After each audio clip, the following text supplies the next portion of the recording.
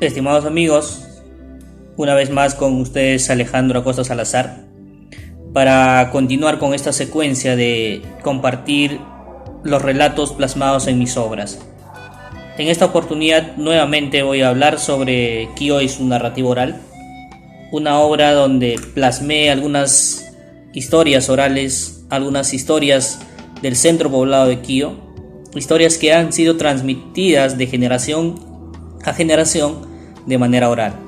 Es decir, los padres de familia compartían con sus hijos y estos a su vez con sus hijos. Pero lamentablemente esta cultura o esta tradición ha ido perdiéndose en los últimos años. Es decir, ya no se desarrolla esa costumbre de transmisión de las historias. Ya no hay reuniones donde los padres comparten estas historias con sus hijos. Y lamentablemente se están perdiendo estas historias. Con esa finalidad o con ese motivo, a causa de ello, hice el trabajo de recopilar algunas historias, de las tantas que hay, recopilar algunas en la obra Kyo y su narrativa oral, y esta es la primera edición. Y ahora estoy tratando de compartir con ustedes estas historias. Para el día de hoy tengo Juan Oso y el Condenado, una historia que seguramente lo han escuchado, porque la literatura oral se difunde en todas partes de nuestro país y como también en todas partes del mundo. Voy a compartir entonces con ustedes y espero también sea de su agrado. Juan Oso y el Condenado. En una aldea cercana al pueblo vivía una pareja de ancianos junto a su única hija, una joven campesina de esbelto cuerpo y hermoso rostro.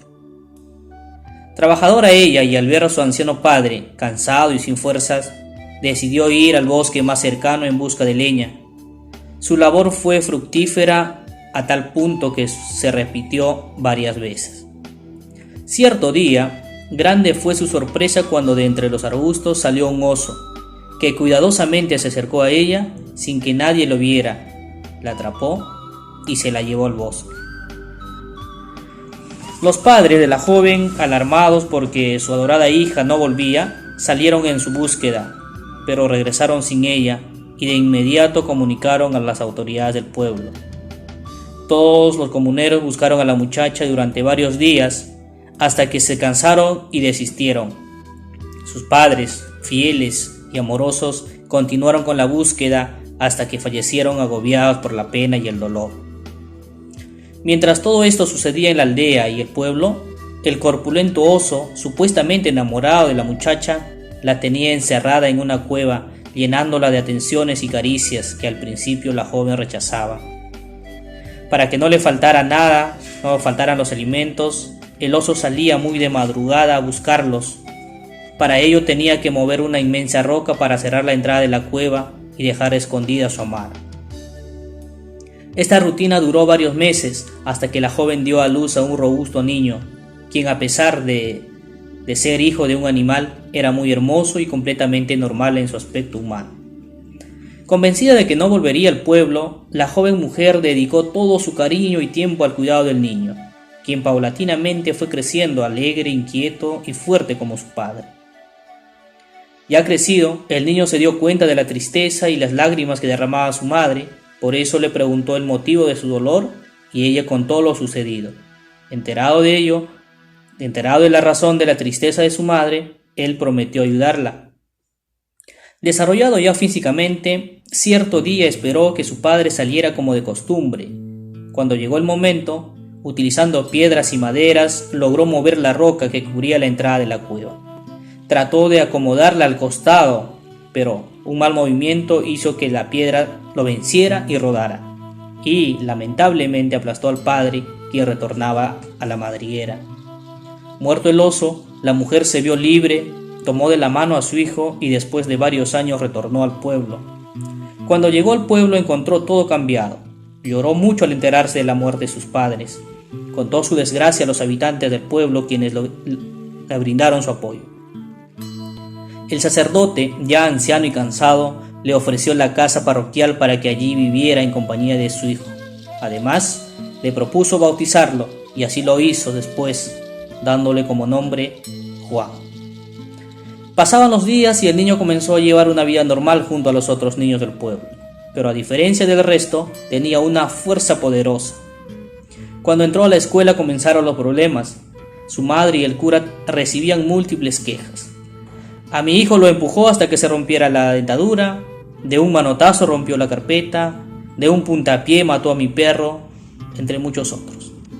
Las quejas eran numerosas y graves. De nada servían los azotes que le propinaba el cura, quien por la fuerza que tenía lo llamó Juan Oso. La situación era insoportable hasta que planearon con el sacristán darle una lección. Preparado el plan, el sacerdote llamó a Juan Oso cariñosamente y le dijo: «Escúchame, hijo. Ayer murió un hombre malo a quien confesé para que descanse en paz. Como era malo con todos, nadie irá a su velorio. Por eso te pido que vayas y lo veles por esta noche para enterrarlo mañana». «Bien, padre, así lo haré», respondió Juan Oso. Cuando llegó a la casa del supuesto difunto, el cuerpo de un hombre cubierto con una frazada estaba sobre una mesa. Era un pariente del sacristán quien, en convenio con el cura, se hacía pasar por muerto. Juan Oso se sentó al lado del difunto, asegurándose de que las velas ardieran bien. Cumplía en silencio el encargo de su padrino, el cura. Transcurridas unas horas, el supuesto muerto se sentó e hizo caer las velas y la frazada. Juan Oso, con delicadeza, tomó al hombre y con un pequeño esfuerzo lo volvió a acostar. Puso las velas en su lugar y continuó velando. El muerto nuevamente volvió a sentarse y Juan Oso enérgicamente lo hizo acostar. Al amanecer, una vez más, el muerto se sentó y emitió unos gruñidos para asustar al velador. Este no se resistió más y de un manotazo en la cabeza lo dejó definitivamente muerto. Al regresar a la casa a desayunar, el sacerdote le preguntó: «Cuéntame, hijo, ¿cómo te fue en el velorio?». «Bien, padre, bien. Usted tenía razón. El difunto era un hombre malo y estaba a punto de condenarse». «¿Por qué dices eso?». «Es que durante el velorio se levantó varias veces. Cuando se estaba a punto de condenar, le di un golpe en la cabeza y lo maté definitivamente. Y para que no se condene, lo enterré en una fosa bien profunda. Se lo aseguro que no saldrá. No se preocupe, padre». Dios mío, ¿qué demonios hiciste?», gritaba el padre. El plan resultó trágico. El sacerdote, cansado de las actitudes de Juan Oso, habló con la madre del joven y le dijo que era necesario que su hijo saliera del pueblo. Además, ya era suficientemente fuerte para afrontar las adversidades. La madre, entre lágrimas, aceptó la propuesta. Acatando lo dispuesto por el sacerdote y su madre, un día muy de madrugada y luego de recibir la bendición de su padrino y el abrazo de su madre, Juan Oso salió con rumbo desconocido. Luego de haber caminado una distancia considerable, llegó a un pueblo hospitalario. A su llegada, los habitantes estaban aterrorizados por la presencia de un puma que no solo devoraba a sus animales, sino también atacaba a los hombres.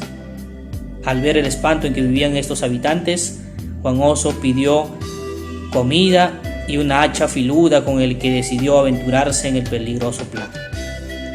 Los pobladores, al verlo enrumbarse, temían por su vida y lo deseaban buena suerte. Después de 3 días de ausencia, cuando las esperanzas de su regreso se habían agotado y la población se había aterrorizado aún más, vieron por fin llegar a Juan Oso, jalando un árbol mediano y sobre él el cuerpo de un corpulento puma. El pueblo agradeció por su valentía y le brindaron lo mejor que tuvo en víveres y otros regalos. Le ofrecieron una gran fiesta. Lo tuvieron por unos días más hasta que el valiente decidió marcharse. Luego de una larga caminata, Juan Oso llegó a otro pueblo donde sufría por la osadía de algunos ladrones, quienes habían robado todas las pertenencias de los comuneros y habían prometido volver para llevarse las joyas de la iglesia. Enterado de la noticia, Juan Oso decidió esperar a los ladrones. Cuando llegó el momento, los pobladores observaron que 10 malhechores descabalgaron en la plaza y se dirigieron a la iglesia. El protector los esperó en el lugar y antes de que se apoderen de las cosas de la iglesia, les dio una gran paliza, hasta que en pocos minutos estaban amontonados unos sobre otros. Así anduvo de pueblo en pueblo, solucionando problemas y cosechando sendos triunfos y aclamaciones de los pobladores afectados. Finalmente, llegó a un pueblo al que encontró silencioso y parecía deshabitado. No se apreciaba ni la presencia de algunos animales. Curioso por lo que sucedía, tocó las puertas de varias casas sin que nadie le contestara. De pronto, por una ventana entreabierta, observó a un aterrado anciano quien le dijo que se fuera, que el pueblo estaba así porque a partir de esa hora llegaba el condenado, quien destruía todo lo que encontraba y devoraba todos los ganados. El condenado en vida fue un millonario y un cruel terrateniente, y Dios lo había castigado para que pagara todos sus pecados. Luego de informarle, el anciano cerró su ventana y todo quedó nuevamente silencioso. Viendo que no había alguien más con quien conversar, Juan Oso buscó un lugar donde descansar. Entró a una casa deshabitada que en una época fue una lujosa mansión. Tendió la única manta que su madre le regaló y se recostó a descansar. Al poco tiempo se quedó dormido. Al promediar la medianoche, el frío y los efectos del viento fuerte le hicieron despertar.